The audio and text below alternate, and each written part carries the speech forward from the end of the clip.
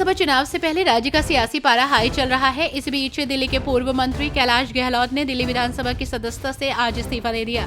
उन्होंने विधानसभा स्पीकर रामनिवास गोयल को इस्तीफा भेज दिया है। कुछ दिन पहले ही उन्होंने आम आदमी पार्टी की प्राथमिक सदस्यता और मंत्री पद से इस्तीफा दे दिया था। इसके अगले ही दिन बीजेपी ज्वाइन कर ली थी।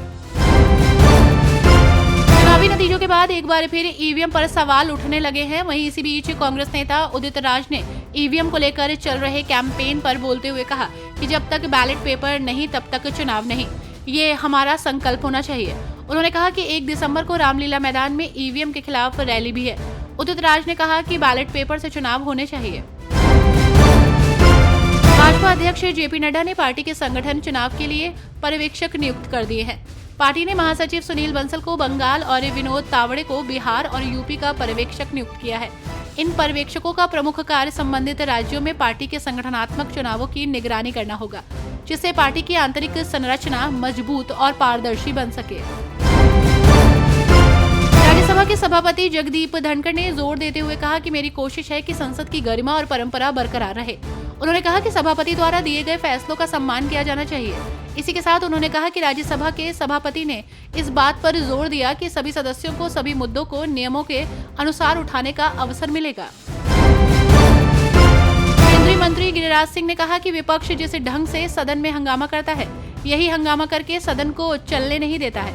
जनता ने चुनाव में कांग्रेस को महाराष्ट्र और हरियाणा में धूल चटा दी, फिर भी कांग्रेस का अहंकार नहीं जा रहा है।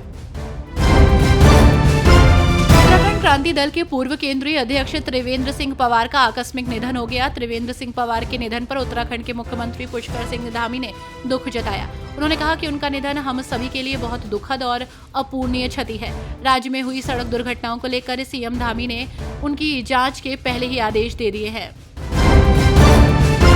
महाराष्ट्र में मुख्यमंत्री पद को लेकर चल रहा सस्पेंस अब खत्म हो गया है। दरअसल शिवसेना शिंदे गुट के प्रमुख एकनाथ शिंदे ने सीएम पद को लेकर चल रही चर्चाओं को विराम दे दी है। उन्होंने कहा कि मेरे मन में सीएम बनने की लालसा नहीं है। पीएम मोदी और अमित शाह जो भी निर्णय लेंगे मुझे मंजूर होगा। सरकार बनाते समय मेरी तरफ से कोई अड़चन नहीं आएगी। मैं चट्टान की तरह साथ खड़ा हूँ। भाजपा की बैठक में जो भी निर्णय लिया जाएगा हमें मंजूर होगा। भाजपा का सीएम मुझे मंजूर है। बीजेपी नेता प्रतुल शाहदेव ने झारखंड के नए मुख्यमंत्री हेमंत सोरेन को लेकर कहा कि झारखंड की जनता ने हेमंत सोरेन को बड़ा जनादेश दिया। नए मुख्यमंत्री के सामने राज्य के विकास के लिए कई चुनौतियां हैं। हेमंत सोरेन पीएम मोदी जी से मिलने गए और पीएम मोदी जी ने अपने कीमती समय में से कुछ वक्त निकाला और हेमंत सोरेन से बातचीत की। पीएम हमेशा कहते हैं कि बीजेपी कभी ये नहीं देखती कि किसी राज्य में कौन सी सरकार है। आप विकास के एजेंडे पर काम करें, वो हमेशा आपके साथ है।